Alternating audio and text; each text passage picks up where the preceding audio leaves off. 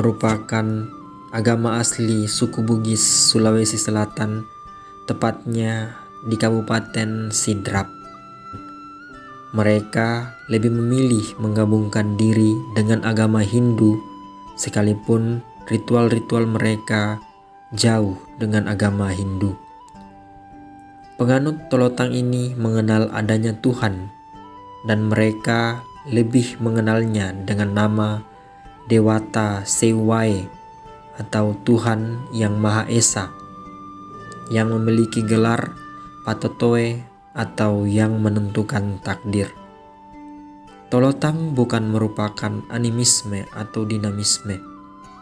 Agama Tolotang adalah agama yang sudah mengenal Tuhan sejak sebelum kedatangan agama-agama Samawi di wilayah tersebut. Apabila agama ini dikaitkan dengan 7 dimensi agama menurut Ninian Smart, maka yang pertama, dimensi praktis ritual.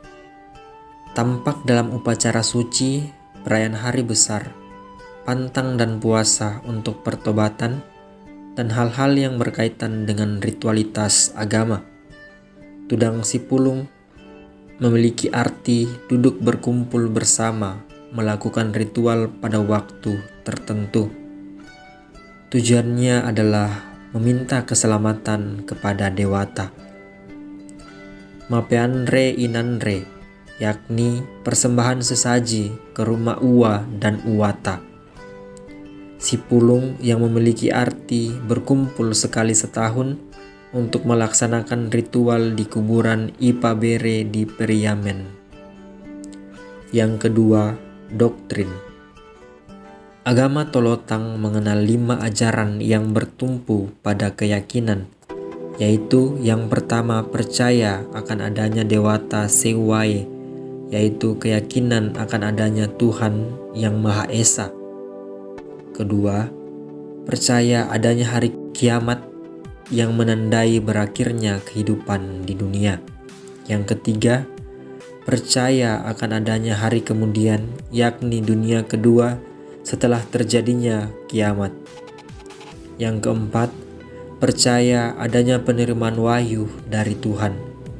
Dan yang kelima, percaya kepada Lontara sebagai kitab suci penyembahan Tolotang kepada Dewata Sewai berupa penyembahan kepada batu-batuan, sumur, dan kuburan nenek moyang.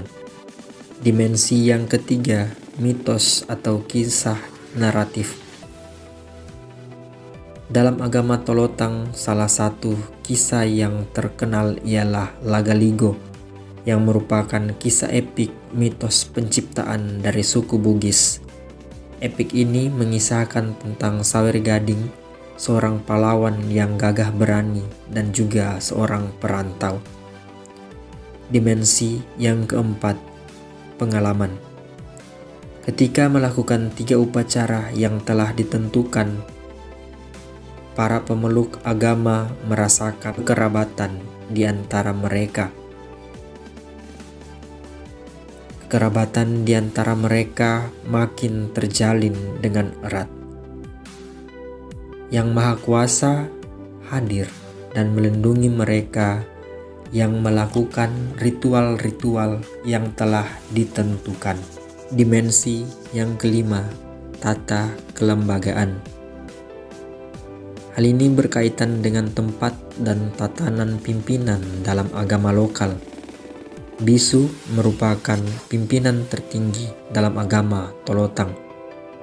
Dalam satu kelompok bisu biasanya berjumlah 40 orang yang terdiri dari Puang atau Pua Matoa merupakan pemimpin bisu, Puang Lolo wakil Puang Matoa, bisu, Inang bisu atau bisu mamata ini merupakan anggota bisu atau bisu pemula, bisu lolo atau bisu remaja, mujangka, bisu yang memiliki pasangan namun berperilaku seperti orang yang transgender, kore-kore atau bisu perempuan. Adapun kostum yang digunakan dalam tari bisu diantaranya adalah pasapu, keris atau tali benang, sinto, lawolo, celana, dan Lipa Makawiring atau Toworo. Yang keenam, dimensi etika. Menyangkut tata tertib dan hukuman yang akan dikenakan bila orang melanggar. Para bisu sebagai pimpinan yang tertinggi diberi jabatan sebagai penasihat spiritual raja. Bahkan, para bisu diberi kewenangan untuk menobatkan raja. Bisu memiliki kewenangan untuk menentukan hari-hari baik untuk memulai sebuah pekerjaan-pekerjaan yang besar dan penting. Bisu juga mendapat tugas untuk merawat dan menjaga pusaka kerajaan. Yang ketujuh, hal-hal material.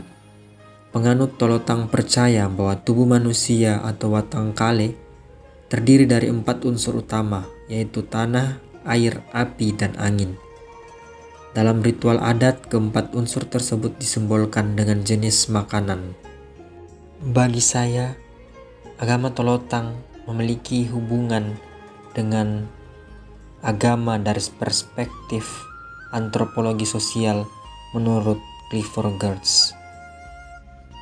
Ia mengatakan bahwa agama merupakan sistem budaya yang terungkap lewat simbol-simbol dan terungkap dalam sebuah konstruksi sosial melalui interaksi guna menciptakan realitas yang menyediakan pedoman bagaimana orang hidup. Agama akan membangun suasana hati yang kuat dan motivasi untuk mencapai tujuan serta memaknai hidup. Agama juga dapat menanamkan dan menyediakan penjelasan terhadap keseluruhan realitas yang dihadapi oleh manusia. Agama diterima sebagai satu-satunya penjelasan yang masuk akal atas realitas, dan itu dibangun lewat bentuk-bentuk ritual.